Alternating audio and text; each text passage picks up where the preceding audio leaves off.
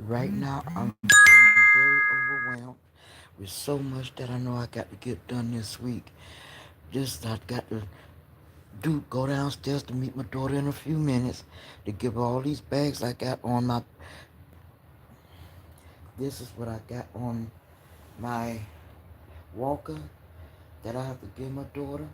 This is stuff that I went through, and I still got a lot more stuff to go through.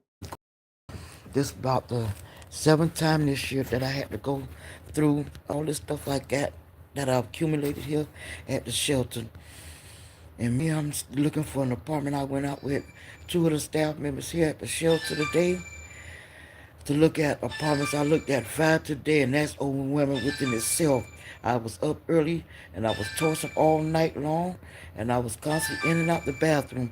That's why you see bags under my eyes, because I am sleepy. I tried to take a nap earlier, but just couldn't stay asleep. I'm just having these problems I'm going through. Just got so much on my mind, ready just to get my own place, just ready to move out. And since I've been in this shelter, I've been getting sick. In the other shelter I was in before they sent me here, I was getting sick and sicker and just irritated, aggravated, overwhelmed, feeling aggressive, feeling agitated. And people just don't have a heart and soul. A lot of people in this world just don't understand what it's like to be homeless, being in a shelter. Family don't care about your family. Just make you stressed out. Of me helping my daughter to fight to get my grandchildren back, and trying to get her to get a job working in the office. Trying my best to get her to apply for Social Security, because this is all taking a toll on me. My daughter's 33 years old. She need to learn to get help on her own like I had to go through. Yes, I had people help me, but I done majority of the work on my own. Pounding the pavement, getting on the bus. I didn't care if I had to borrow money just to get the bus and pay people back when I got my AFDC check back then.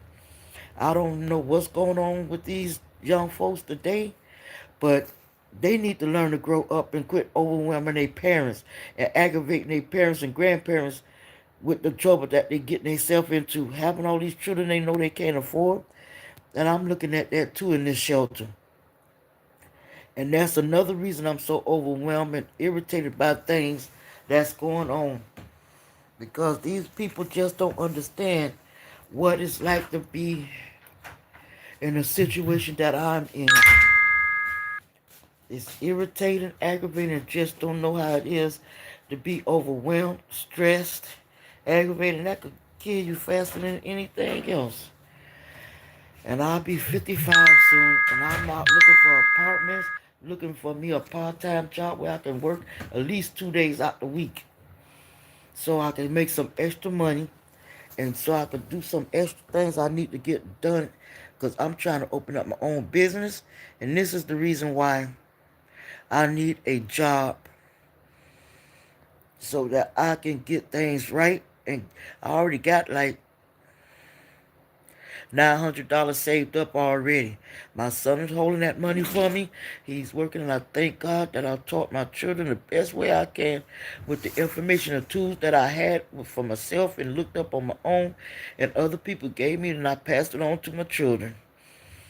I'm trying my best to get it together, and I don't know what else to do, but all I'm doing now is doing a whole lot of praying, and I do fast at least maybe once or twice a week, 2 times a week at the most, in order not to be so overwhelmed.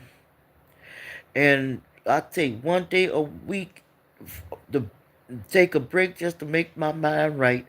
Because sometimes I seem like I'm about to lose my mind. There are times when I forget things, not because I got Alzheimer's or any other forgetfulness, it's because I'm overwhelmed thinking about too much, doing too much, and doing other things to help others, and trying to make it right for all, and showing the way, fighting for housing, getting petitions signed.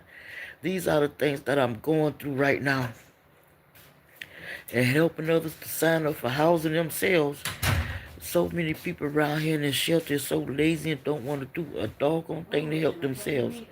And this is the reason why I have to take to social media so that people can learn to understand what it's like for a person my age. Even some people my age and older are just lazy, ignorant, blindsided, naive, and just don't want to do right. And they just don't see how overwhelming things are for a person like me. We're getting out to do what we got to do to make it right and to do better than what we are. And what I'm doing is trying to do better for myself. I got to get back into school because I went to school